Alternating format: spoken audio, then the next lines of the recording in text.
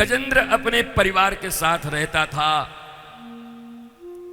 जाता था, जाके पोखर तालाब में खूब झमाझम मचते थे, वाटरफॉल, बाल बच्चों के साथ जाता था। अकेला गजराज था, 5-10 हथनियां थीं, 40-50 बच्चे थे, बड़ा पूरा परिवार था।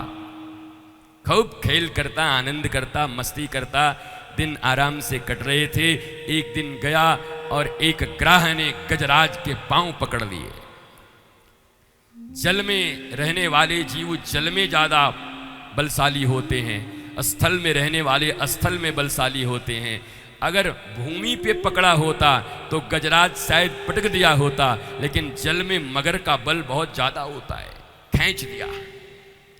कभी हाथी खींचे, कभी मगर खींचे, दोनों में खींचा खींची चल रही थी। अंत में महाराज जब देखा अकेले नहीं पड़ रहा है तो कहा, अरे हथनियों क्या कर रही हो, बाल बच्चों सब लगो, हम डूब रहे हैं।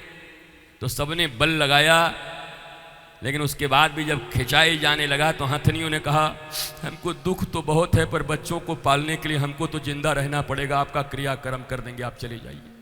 और गजराज ने कहा, भाई भगवान, तेरे साथ ही रोज आता था खेलने को, आनंद करने को, और आज मरने लगा तो छोड़ के भाग रही बच्चों के नाम पर। बच्चों से कहा तुम तो लगाओ। अरे बोला, जब मम्मी इतनी मोटी है वो नहीं बचा पा रही है, पापा हम लोग तो बच्चे हैं, हम लोग क्या बचा पाएंगे, बाय बाय पापा, फिर मिलेंगे।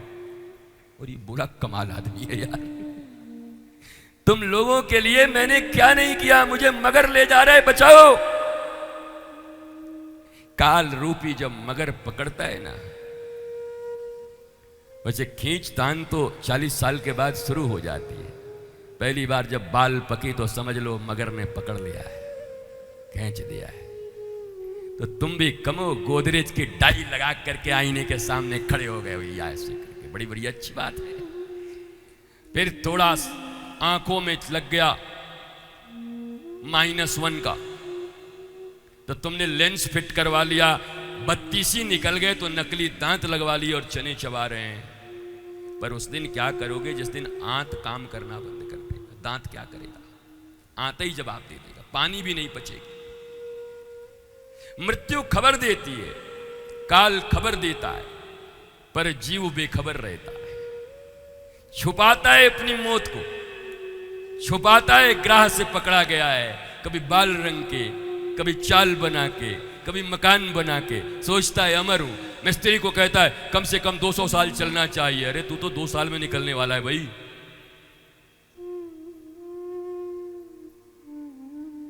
पर अजरता और अमरता की भूख चढ़ी है मनुष्य के ऊपर। अंत में जब इतनी सी सूढ़ बच गई, अब श्वास लेने लायक भी नहीं बचा, लक्ष्मी जी ने एक कमल उठा करके गजेंद्र के सूंड पे मारा। गजेंद्र को याद आया, ओहो इस दुनिया में बचाने वाला कोई नहीं, एक ही है, हरि कह के पुकारा। कहते हैं जैसे हौ बोला वहां से भगवान दौड़े और री बोलते बोलते तक तो मगरमच्छ का उद्धार करके गजराज को बाहर निकाल दिया। गजराज ने प्रणाम किया, प्रभु सबने छोड़ दिया और तुम आके बचा गए। बोला ये लक्ष्मी कौन है? लक्ष्मी ही गुरु हैं। और कमल क्या है? बोला गुरु की वाणी सत्संग है। जीवन के अंतिम क्षणों में कोई काम नहीं आएगा, जीवन के अंतिम क्षण में गुरु का दिया हुआ सत्संग और वाणी काम आएगा और हरि तुम्हें ले जाने के लिए आएंगे। इसलिए वो सत्संग मत भूलना, वो याद रखना सदा। महाराज गजेंद्र और यही गजग्राह की यही लड़ाई है, हमारी तुम्हारी लड़ाई है, नाम गजग्राह की। हमारे शास्त्रों में पशुओं के ऊपर, लोगों के ऊपर सब दिए हुए हैं, है सब हमारी तुम्हारी कहानी। जिंदगी और कुछ भी नहीं, तेरी मेरी कहानी है। तो ये गज और ग्राह की भी हमारे गाने में रह जाएंगे तो आज जन्म नहीं होगा। आज देवकी मैया आके हमें गरिया देंगी, फिर बोले तुम हमें जल्दी जन्म देना है महाराज।